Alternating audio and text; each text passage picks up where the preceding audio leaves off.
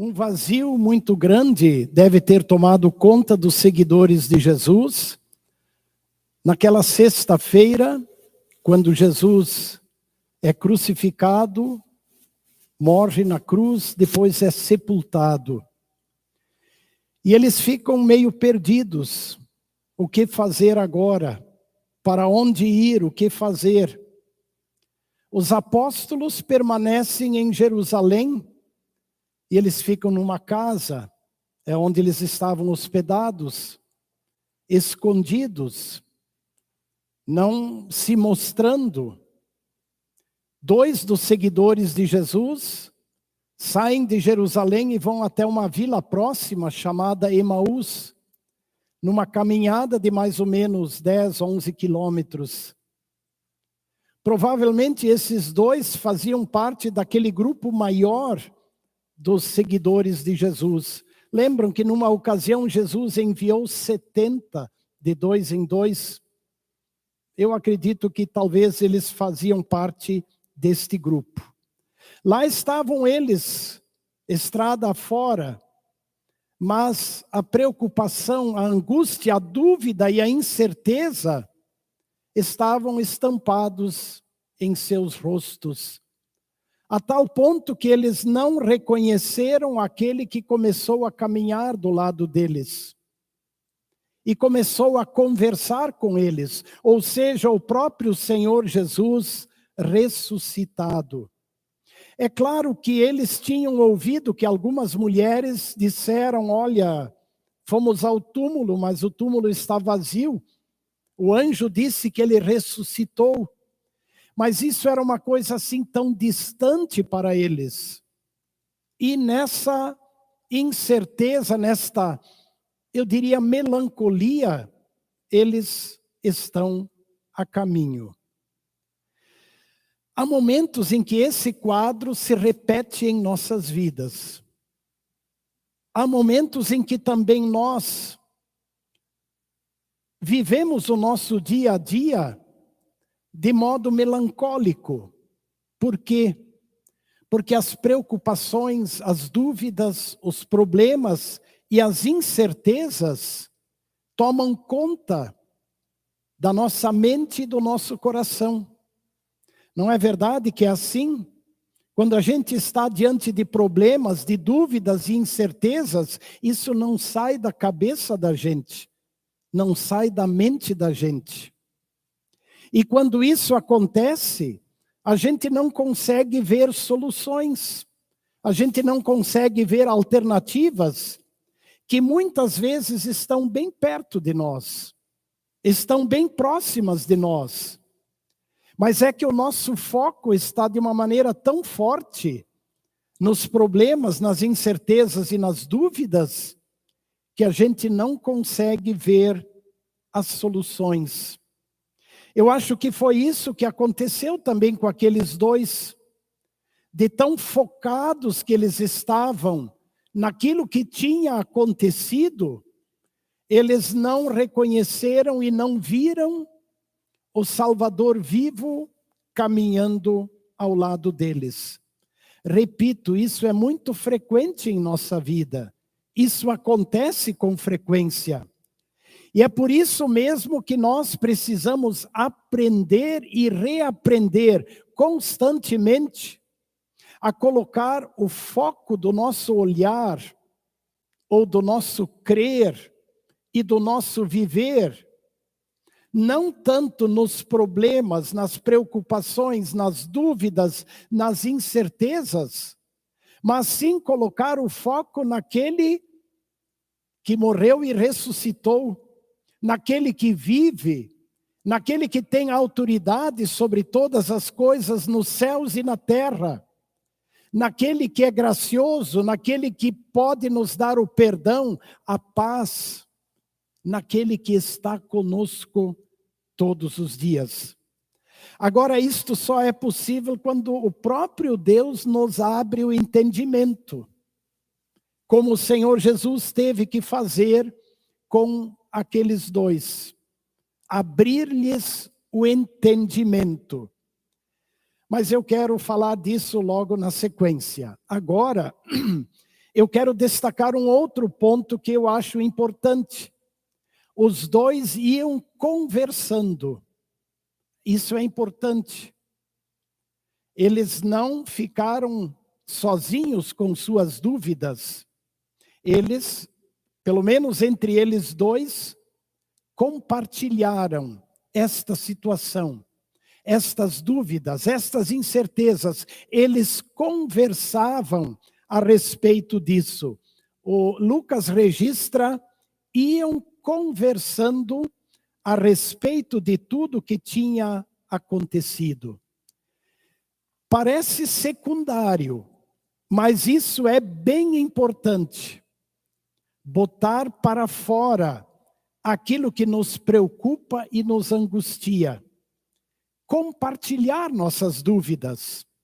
Dúvidas sobre a fé, dúvidas sobre Deus, dúvidas sobre o nosso relacionamento com Deus, dúvidas como Deus age conosco em meio às nossas aflições e necessidades. Você costuma fazer isso? Você costuma conversar? Ou você se isola? Se esconde? A comunidade cristã, ela também existe para isso. É muito marcante no Novo Testamento, nas epístolas, aquela orientação de amai-vos uns aos outros, apoiai-vos uns aos outros. E isso acontece quando nós abrimos nossas preocupações e necessidades. Vejam os departamentos de nossa comunidade, como eles são importantes. Departamento de servas, de idosos, de jovens, departamento da família, que se reúne, claro, para crescer no conhecimento e na fé, mas também para repartir dúvidas, problemas, preocupações. Essa é uma bênção na vida comunitária. Façamos uso disso. Minha irmã, meu irmão, não fique trancado em suas dúvidas, em suas tristezas, ou às vezes até em seus sentimentos de culpa. Não fique trancado nisso. Converse. E a partir da palavra e das promessas de Deus, no diálogo com os irmãos e com os seus pastores, construa soluções, caminhos. Um outro ponto, o diálogo daqueles dois com Jesus mostrou que eles ainda não tinham compreendido direito qual era a missão de Jesus aqui na terra. Porque grande parte da tristeza, da frustração e da melancolia deles estava nisso. Eles não tinham entendido qual era a missão de Jesus. O que eles disseram a Jesus, que caminhava com eles, mostra isso. Nós esperávamos que fosse ele quem havia de redimir Israel. Olha, nós acreditávamos que esse Jesus, que realizou tantos sinais e milagres, que era tão poderoso diante de Deus e das pessoas, nós esperávamos que ele novamente fizesse de Israel uma nação forte, uma nação poderosa, que ele nos livrasse do domínio dos romanos. Era mais ou menos por aí o que eles esperavam do Messias. E aí, diante da morte, como é que poderia terminar de uma maneira tão absurda a morte desse mestre? Parece que tudo que eles esperavam de Jesus acabou. Ou vejam, era uma expectativa falsa sobre aquilo que o Messias faz. Como é que está isso contigo? Tens clareza sobre a missão de Jesus? De que ele veio para salvar, para morrer e pagar pelos teus pecados? Ou a tua expectativa em Jesus é só para resolver teus problemas terrenos, para te dar saúde e prosperidade? Muita gente só tem essa expectativa de Jesus. E aí vem as frustrações. No caso daqueles dois, Jesus teve que se revelar. Ele teve que lhes abrir o entendimento. E agora o detalhe interessante, como é que Jesus fez isso? Pela Escritura. E quando aqui Lucas fala em Escritura, ele se refere ao Antigo Testamento, porque é isso que eles tinham. Vejam, Jesus poderia bater no ombro dos dois e dizer: olha, gente, sou eu, estou aqui, eu ressuscitei, estou vivo. Jesus não faz isso. Pelo contrário, ele começa a falar com aqueles dois homens sobre o que está escrito em Moisés e nos profetas a respeito do Messias. E é assim que ele lhes abre o entendimento. Lucas não relata tudo o que Jesus disse para eles, mas nós conhecemos o Antigo Testamento. Nós conhecemos a promessa do Salvador desde o Gênesis, registrado por Moisés. Conhecemos as profecias a respeito da morte de Jesus como substituto de todos os seres humanos. E conhecemos, inclusive, a profecia da sua ressurreição ao terceiro dia. Oséias, o profeta do Antigo Testamento, já mencionava isso. Mas eles não lembraram disso. Então, Jesus lhes abre o entendimento pela Escritura. Isso é bem importante, porque é exatamente pela Escritura e não por revelações bombásticas que Deus nos abre o entendimento. Isso exige que nós olhemos as Escrituras, exige que nós ouçamos as Escrituras continuamente, porque assim Deus nos abre o entendimento, nos mostra a sua verdadeira missão e nos mostra também tudo o que representa a sua caminhada ao nosso lado. Mas vamos, aliás, um detalhe interessante, depois, uma semana depois da Páscoa, quando Jesus novamente apareceu ao grupo de discípulos reunidos, ele repetiu aquilo que ele disse aos dois. Assim está escrito, que o Cristo havia de padecer e ressuscitar dentre os mortos no terceiro dia, e que em seu nome se pregasse arrependimento para a remissão dos pecados a todas as nações. Isto é importante. E nós, como igreja, continuamos fazendo isso. Mas agora quero ir ao ponto final. Aqueles dois reconheceram Jesus quando eles chegaram no final da caminhada.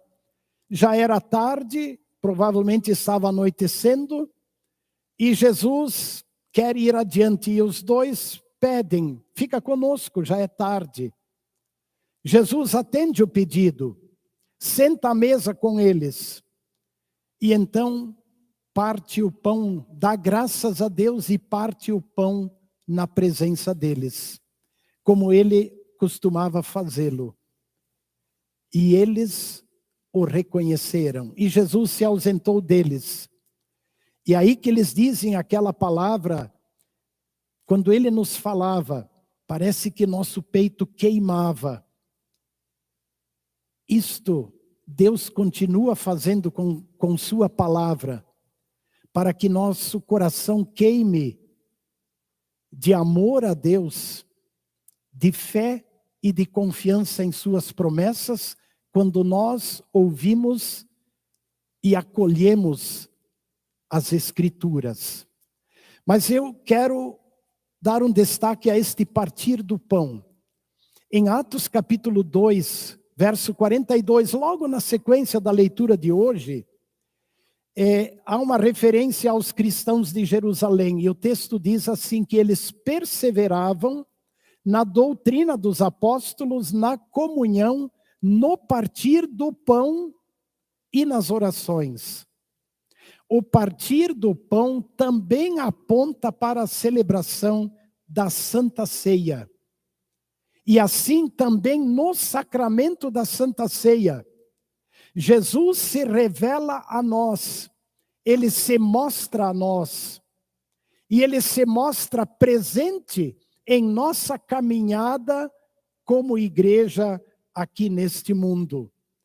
Na Santa Ceia, nós também o reconhecemos, porque no pão ligado à palavra de Jesus, tomai e comei, este é meu corpo, e no vinho ligado à palavra de Jesus, tomai e bebei, este é meu sangue, nós recebemos o Cristo em nossas vidas. Ele se revela a nós, ele se mostra a nós, ele anda junto conosco. Não é extraordinário saber que na Santa Ceia, Jesus se torna presente em nossa caminhada? Por isso, minha irmã, meu irmão, eu repito, em meio aos problemas, lutas e provações da jornada terrena, não fique trancado, não se isole, não se esconda. Mude o foco, olhe para Jesus. Junte-se aos seus irmãos e irmãs no culto público, nas reuniões dos departamentos, nos estudos da palavra de Deus e participe sempre da Santa Ceia. E o Cristo vivo te sustentará e te encorajará na caminhada. Não deixe que as preocupações terrenas te impeçam de ver Jesus. Não deixe que elas desviem o foco do teu olhar. E não fique olhando apenas para os problemas. Claro que eles nos ocupam. Claro que eles estão presentes. Mas não fique escravizado olhando para os seus problemas. Olhe para Jesus. Ele está caminhando ao seu lado. Amém.